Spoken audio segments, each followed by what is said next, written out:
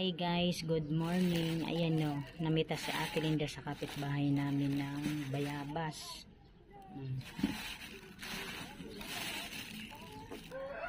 Parang malungkot kaming Ming ah. Ming, antok ka na naman ah. Ang init ngayon dito. Kahapon ang lakas ng ulan. Mga ilang ano pala yan guys oh. Kunin ko. Alaga ko na naman kay Ate Linda. Nagsipagdamihan na oh.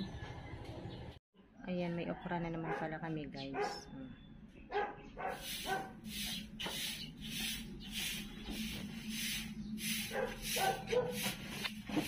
Ayan na yung aking ubi oh.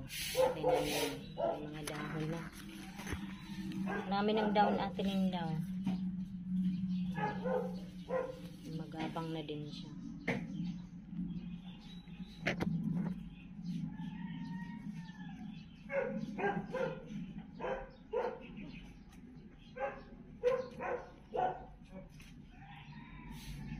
Ayan guys, so may okra na naman oh. Kukunin ko.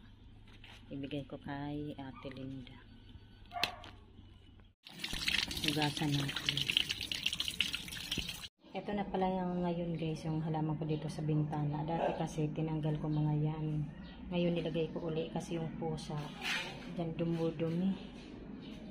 O ngayon hindi na kasi may mga halaman na. Ito si Mingming. Ano Mingming? Ano yan? Anong gusto mo? Titignan ako, titignan niya si Ate Linda. Mingming, naubos mo rin ba yung ano mo, tinapay?